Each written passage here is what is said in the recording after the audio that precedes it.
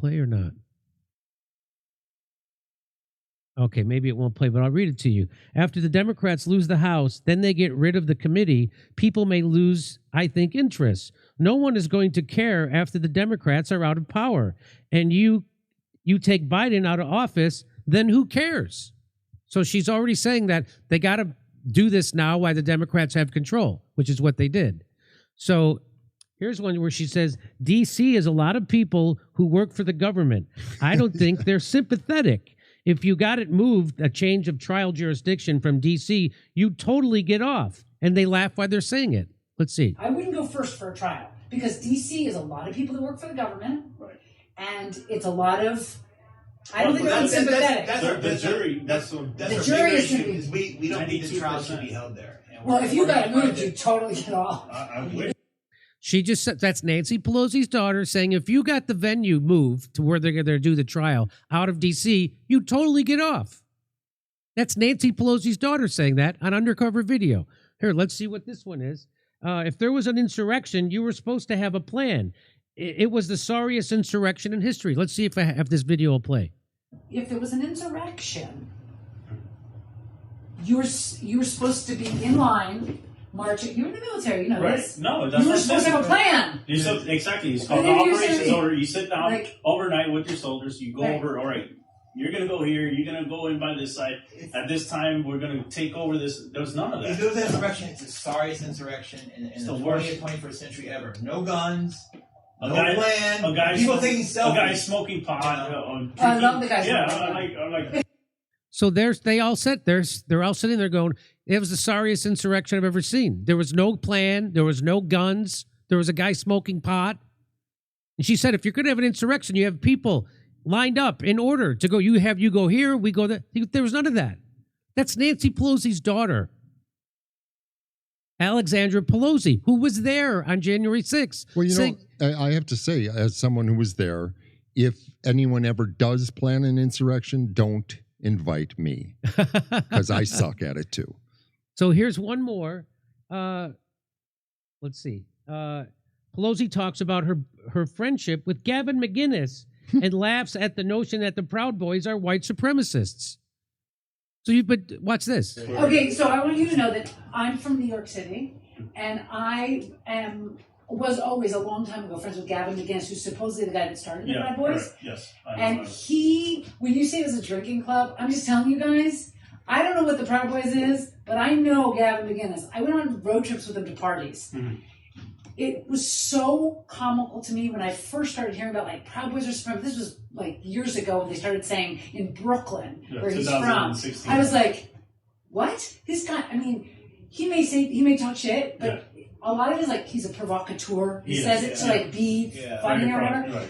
But the idea that he's now being elevated to being this, it totally makes me laugh because I'm like, I know this guy. I've been to many parties with him, and I know he just says some crazy shit. You make him like the spiritual guru. And he's supposed to be the godfather of this, and I know that. So when they say Proud Boy, I'm always like, what is a Proud Boy? So that's why it's funny to me. That it's I feel like a daughter of Nancy Pelosi because I'm in the same boat. I've known him for years, and Gavin McInnes, and I laughed too when I heard that he founded the Proud Boys, and he told me it was a drinking club. I totally believe him. I mean, what else would he create?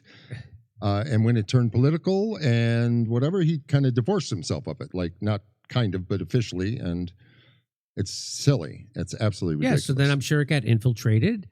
And the FBI wanted to make it into this thing that they could then, now we have homegrown terrorists, and we have to get special rights to fight homegrown terrorists and divide the country. And Enrique Tarrio, you know his thing, right? No. He was the supposed leader of the Proud Boys at the time of the January 6th thing. Yeah.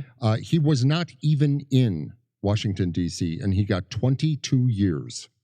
22 years. I mean, I did know about that story, yeah. And Nordine and unfortunately, I don't remember the names of the other guys. They all got 10, 20. I mean, these are political horrible. Right. The same thing they did to Julian Assange, they're doing to those people. They're weaponizing. It's lawfare. Yeah. It's politicizing the justice system, and it's political prisoners. Yeah. And the idea And that they're white supremacists is absolutely ridiculous. And she laughs about it. That's Nancy Pelosi's daughter saying it's a joke. Yes, it is. It is, absolutely. But people see it on TV, so it has to be real. Yep. You know, I sat down with 3 comedians a year ago, right when the Ukraine war started. And I was trying to explain to them how the war actually started. That it was started by NATO, that we got in bed, the CIA got in bed with right-wing Nazis, legit Nazis in Ukraine, overthrew their democratically elected government. I tried to explain how this all started, how this was all meant to provoke Putin to do what he did, and it worked. And they look at me and they're like, "That's Putin talking points. That's propaganda." They're telling me I'm giving them propaganda, and I'm like, "Where do you get your news from?" And they go, one of them said, "I read 3 newspapers a day." And I go, "Let me guess, Washington Post, New York Times, and the Boston Globe." He said, "Yeah." And I go, "And you think you're getting the fucking news from those places?" Jeff Bezos, who is in bed with the CIA, he's a military contractor. You think he bought that newspaper because he wanted to get out the truth? The world's richest man wants to get the truth out? What are you, a moron? The New York Times, who lied about every war in my lifetime? Same thing with the Boston Globe. And you think you're getting the news? They do. They think I read the newspaper. The newspaper that lies about everything. With information like that, their cup fills so quickly that you do sound crazy because you are out of their realm of what they know about things. I mean, there is. It's like with COVID. I mean, it was like we were we were raised on the idea that our government is for good and takes care of us. Yeah. And that is a hard thing to get out of your head if you're still in that boat, because it's just, it doesn't, you can't compute any of these things. The United States. They're going to do that. Yes, they're going to fucking do that and worse. Now we know for certain. For certain they did Building 7. For certain. Yeah. They blew up Building 7. Oh, but Jimmy, come on. I know. Yeah, I mean, we know that for certain. You're telling me that Building 7 fall into its own footprint? A steel building that's never done before, never happened after. Well, it was about ready to go. I mean, let's be honest. It fell into its own footprint because a plane hit another building. Yeah. People really, and of course, it's been debunked by any actual the head of the engineering department at the University of Alaska. He had to wait till he was retired to do a study because he would have lost his job. He did a study. Of course, that's not the official story's a lie. Of course it is. Just like they lied about COVID, they lied about masks, and they lied about everything. They lied about the vaccine. There wasn't a thing they didn't lie about. The same thing with Vietnam. The same thing with Iraq. The same thing with Syria, Libya, Afghanistan. For 20 years, the Afghan papers revealed that you were lied to about Afghanistan for 20 years straight. But they'll believe what they say about Building 7. They'll believe what they say about Ukraine war. They'll believe what they say about COVID. It's just like everybody knows Big Pharma is the biggest liars in the world. The Dallas Buyers Club, the bad guy in that movie is Dr. Fauci. Yeah. Yep. Dr. Fauci's the bad guy in that movie, and people totally brainwash themselves in that because the guy, Matthew McConaughey, was the star of that movie, won't say a fucking word. Or the guy who wrote it won't also say, they won't say anything. Anyway, so Capitol, yes, January 6th. It was, it was a riot, let me tell you. It was, So went to good old court, and they proffered quite a few lies, which was odd because you would think that the prosecutors of our United States government would be a little more honest and that they had so much on me. But they kind of twisted things, and all of a sudden we're making up stuff, which I thought was like, because it wasn't a trial. It was this like, here's our last ditch attempt to destroy you and our last ditch attempt to, defend ourselves, or myself. And, it wasn't, it was kind of shitty because they just got to speak and there was no objection. And then, one of the real bummers about the thing was that there's this big document called the sentencing memorandum. Okay. And they put this out just right before the sentencing hearing. And it's, to us, they put it out to us into the court, and we get to respond. Well, on the first page of this fucking thing is this picture that someone snuck from a Halloween party with the Q shaman. You were dressed up as the shaman at a private Halloween party. Yeah, and Granted, it's not my best work, but I got to say that was it was a pretty good costume, and they don't seem to like jokes very much. That's one of the things, and they put so much on it. And apparently, to go to a private party with a stupid costume on is illegal. I think maybe they're leaning into the copyright infringement of Jacob Chancellor. I have no idea. It was kind of ridiculous. And what was the other one? They said I was, they had a video that they took from my phone that I was shooting at the time. And we were watching the big pile of people, like they were crowd surfing all this stuff up to this tunnel entrance to fight the cops with, I guess. So you'd see like a hockey stick or a sign or a chair kind of crowd surf up into the tunnel mouth, in there for a minute, and then maybe come out a 2x4 from this construction area this side. And we're watching this, and all of a sudden comes like a story and a half A ladder, like A-frame ladder. A ladder. Yeah, huge it's like ladder. a big, huge step big ladder. Orange, yeah.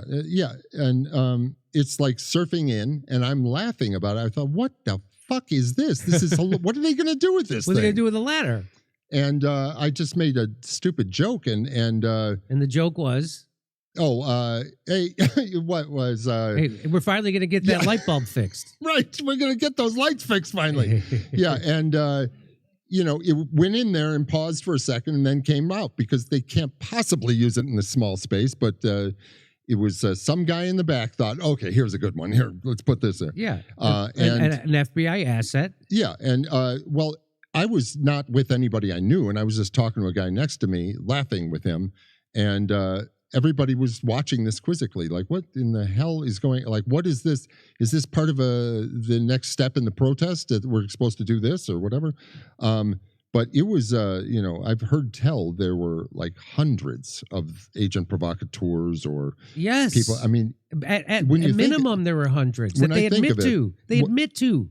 Okay, well, that is not 100% founded, I think, about the admitting to. I mean, I haven't seen anything that... I'm pretty sure I covered that on my show already, where there was some police agency that admitted to having at least 100 undercover. I think it might have been... See, I thought I heard that a long time ago, but I haven't heard it since is the problem. Right, I'm sure it's been suppressed, but I'm... Such a pisser. But go ahead. Well, it's nothing really except that in retrospect, when I think back to when that was happening, it was incredible how fiercely aggressive some of these people were. And it was like... It went from, I mean, they said I marched to the Capitol. I didn't fucking march. I walked. Yeah. People were lollygagging towards the place, It was... It's like the kidnapping story of the Michigan Governor Whitmer. You remember that story? They say, there was 13 people in a van were going to kidnap the governor, and the FBI stopped it. There was 13 people in a van. You know how many people were FBI? 9 of them. 9 of those 13 people were FBI. Mm-hmm. And we now know that was an FBI PSYOP. These are called PSYOPs. Right, PSYOP, yep. So go ahead. As soon as I learn how to spell that, I will say that more. Okay. It actually, I mean, in my memory, the event was so full of these provocateurs that it's because of the weird way the violence happened. It was in pockets, and it was very... things. I watched people create a problem from scratch, really. They would get up to the front, then they would start yelling at the cops about, constitutional things, rights and about how they were being suppressed, and they were, I'm one of you, or you're one of me, and all this shit, like, how dare you stand there and not let us pass, and all this shit. And then they would just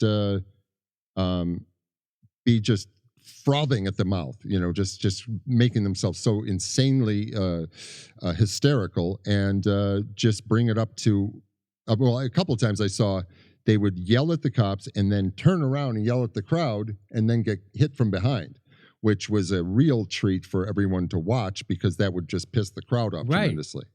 But a lot of it was the pushing of the fences and stuff. But with them all being in gear, it was very, very suspect. Correct. and having backpacks and everything. Correct. And all this bear mace or whatever that shit was. It was very odd. And there's video of the Capitol Police saying we were set up. Yeah. I've showed it on this show. There's video of them saying we were set up. The cops were. Yeah. There's also video of Nancy Pelosi saying it was my fault. We didn't have we should have had more security there. It's our fault. There's a million things that that our asshole Hollywood friends will never see. No, and even if you showed it to them, they would disbelieve. I've showed that. I go, did you see all the video clips that the McCarthy, who became speaker, released and Tucker Carlson showed? And I was telling to this one of my friends, and he goes, those are cherry picked. You mean the videos of people taking selfies with the cops? What do you mean when you say cherry picked? Do you mean it didn't happen, or it happened? Yeah, exactly. It happened. People have right? told me. People have told me. Listen, like friends of mine. I spoke to somebody who I was friends with for 20 years, and I called him out of the blue. Maybe 6 months ago, and I was because the FBI took all my phone and everything. It really put a dent in my contact list. Couldn't get some people's numbers. So I called this friend who has everyone's numbers, and I said, hey, how you doing? I said, okay, well, and he's like, hey, what are you calling me for? I said, well, I know a little hot water here. And he goes, yeah, what? Boy, that's too bad you did that. I said, well, I didn't really do what they're saying I did, but, I might actually be going to prison. And he goes, yeah, well, and basically you got it coming. My new motto put upon me is you fuck around, you find out, is what everyone says, which is disgusting because I was like, wait. You don't seem to get it. I didn't do what they said, and it is not what it seems. And I was just floored that this guy didn't know this because he's always the guy who was nose in a newspaper or a magazine reading about and always against the man and everything, that type of energy. And now he is. Look how they were able. Look how they were able during COVID to get guys like Neil Young, who 5 minutes before COVID was doing protests, singing at protests against GMO food.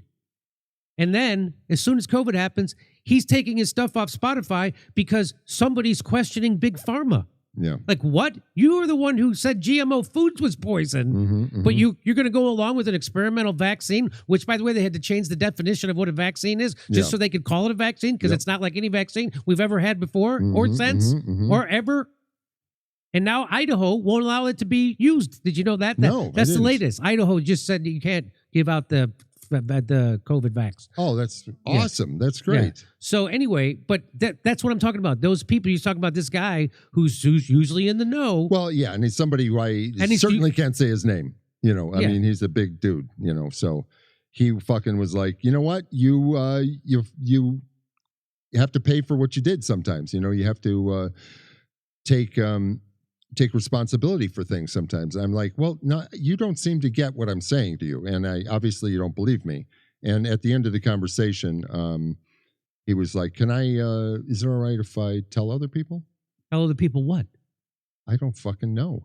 So let me read this. I don't know. This is from the New York Post.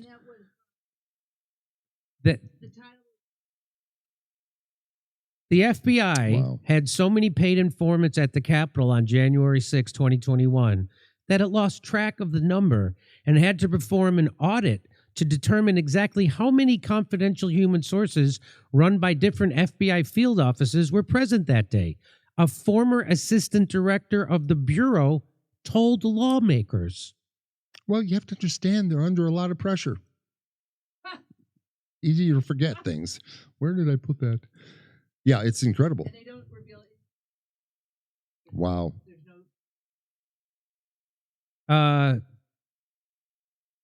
The Washington field office had to ask FBI headquarters to do a poll or put out something to people saying they were where any CHS is involved. That's confidential human sources, which means an FBI asset. And he said so they could get a handle on the scale of the FBI's spying operations at the Capitol that day. Who the fuck are they polling?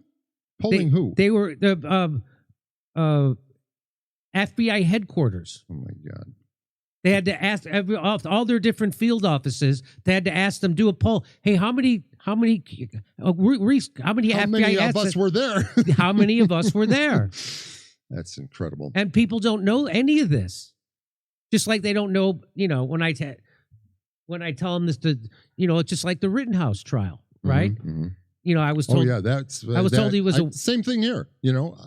I know what you're going to say. I hated the Rittenhouse because I watched the news media and they said he was a white supremacist who didn't live in that community. He traveled across state lines with guns and he shot 3 black people. Yeah. He did live in that community. He was a lifeguard in that community. He didn't take guns across state lines, and he didn't shoot 3 black people. He shot 3 white people. That's right. That's a pretty remedial white supremacist. Yes, it is. It is. He shot 3 white people. By the way, they were all criminals, all those 3 guys, and they were all attacking him when he shot them. Yep. All of them. Yep. One of them pulled a gun on him. The other one, we know he was attacking him because he, on tape, was saying, I'm going to kill you all day. I'm going to kill you. He finally attacked him, and we know that because his fingerprints are on the gun barrel. Oh, I didn't know that. And then Rittenhouse, after he shoots the first guy, starts running towards the cops. Yep. He's running towards the cops. 2 other criminals chase him down. He's a block away from the cops. They hit him over the head, knock him down, and the other guy pulls a gun on him to his face. Kyle shoots the guy in the arm. Liquefies his arm. Yeah. Yep. Yeah. So Incredible. anyway, that people don't know any of that. They were lied to. So that was the news media trying to divide the country. And that's what the news media is there to do. Create a story that isn't real. Just like the January 6th narrative. It's not real. Yeah. Well, I think Biden has helped us a bit. He was, you think of how many people fought against the simple fact that he was highly infirm and not able to do his job. Look at that. Yeah. They fought tooth and nail. They lied to you. Oh, you're out of your mind. Up to the point of that debate. They were like, he's sharp and focused. Exactly. And F you, as Joe Scarborough said, and F you if you don't believe me. Unbelievable. And none of those people have to pay a price for that. No, including the ones Kamala who Harris. are still in that place, they are, they're the tough cookies, I suppose. But Biden brought a lot of people around because he was so much an example of the lies told about him. He just proved that he was not, it was all full of shit. Yeah. And people that can deny that still are where they are, But a lot of people were like, holy shit, do I have a headache? Because it does that, I think, when you see something that is completely opposite of what you really believe, Right. When I was 19, I was in a cult for a short time, and I experienced mass mind therapy and was, under that sort of that state of like a brainwashing type of thing for a short time. And then I was a girlfriend of mine at the time brought this guy to this, like we had dinner one night and she brought this guy with her and he's like, let me tell you a different side of this thing you just experienced. And I was like, yeah, okay. And as he was speaking, I was just like getting hot and I was like starting to sweat. And he's like, my sister went through that and she's a paranoid schizophrenic now because she was in it for years and they tried to pull her out of it and she lost her marbles, I guess. I don't know how that works. But the thing is they took me to another guy in a neighboring, this is in Chicago, took me a guy in Lake Forest who I only knew by a first name, and he started deprogramming me. And then I went and met some other guy the next day at this airport in like near Waukegan or something. And it was like an abandoned airport. It's also one name, and he helped do the same thing. And when I was going through that deprogramming, I got headaches like you wouldn't. I never get headaches. I got a headache. I was red-faced and sweating, and oh my God, it was the weirdest fucking thing. And I was having these weird things, like there was like all these symptoms when you get out of this shit, like cognitive dissonance and like serious memory lapses, and you feel it physically. It was very odd, and it was quite a journey. And then I worked for the Cult Awareness Network for a short time, trying to get other people that were in that group out. And then they were battling Scientology over something they had done or said, or that they were being attacked for. And Scientology won and now owns the Cult Awareness Network. So they run the Cult Awareness Network. Yeah. So how did you get guided into pleading guilty? Well, it was called "There Are No Other Options," because the government is going to crush you. Yes, and the courts. I mean, it was a 98% rate of convictions, and all I heard since this thing began was that all the juries were completely biased, all the judges were horrible, completely biased, and there's no way through it. Yes, there are a few people who have won. But I don't know. Did they have deep pockets? Were they lucky? What was the deal? I don't know exactly. When you're facing triple of, double or triple of your of the maximum sentence, when you won't even be sentenced that if you plead, right? It's a difficult thing, right, to choose. I should say it's not a difficult choice. That's why they overcharge, so to make you plead. Absolutely. And, I thought I was doing them a favor by pleading. And then for them to assassinate my character in the sentencing thing, I'm like, enough already. This is fucking ridiculous. I mean, I didn't do this shit to begin with. And I've been nice. I'm not running away or anything. But, a fucking year? Unbelievable. So. Do you know where you'll have to serve your sentence or when it will start? No, I don't know. Apparently, I don't qualify for certain like camps, like work camp things or whatever, which was supposed to be a good thing. Like it's supposed to be a good place to serve a year of your life. But, the thing is like a minimum security or something. Right. And they say you're supposed to be 100 miles from your house or something, but that doesn't work out either because they put the J6 people in like 2 or 3 different prisons, North Carolina somewhere, blah, blah, blah, wherever. I don't know. But because you're a political prisoner, I think the rules are a bit different. So I'm practicing some waterboarding now, trying to get in shape, and we'll see what happens. But well, it's interesting how they... and Chris Hedges has written about this and how they intentionally overcharged and put people in prison like the shaman for 3 years, and it's solitary confinement, stuff like that. Yeah. And there's Nancy Pelosi's daughter saying he didn't do anything. Yeah. And it's interesting to see how they didn't do that to anybody during the Black Lives Matter riots that were for a whole summer. They didn't do. In fact, Kamala Harris was raising bail to get those people out of jail. They burned down police stations. Yeah, and the media was okay with it, and that was again, the theory was that was to create chaos. Yeah. Chaos always favors the establishment, and that was to make people afraid of Donald Trump being reelected because we're going to have a civil war. Yeah. There was a big part of that. It was and the Black Lives Matter organization has been revealed to be run by a bunch of hucksters. A bunch of people who like mansions. Yeah. There was an odd backdrop, the area of D.C. where the Capitol is and those other buildings around there. When I was there were so many businesses boarded up and like the town had been torched. And I said, what the hell are all these closed places? Oh, that's from the BLM thing from a couple months ago. Or Black Lives Matter. What the hell was it? Was it? Yeah, and it was that was when they had like I don't know if that was when the church was remember that? Down, maybe. Yeah. But it was just mayhem, obviously, and it was the town was being burned. And we were going to the Capitol, standing around, and then all these people were a friend of mine, Tim Hale, got out of prison this year. 3 years he spent in prison. He did less than I did. He did enter the Capitol apparently, but not with like a sledgehammer. That's a trespassing charge. That's not a felony go to jail for 3 years charge. Yeah, but 3 fucking years of his life. I mean, that is just incredible. Here's what's a positive thing about, if you can say that about my sentences.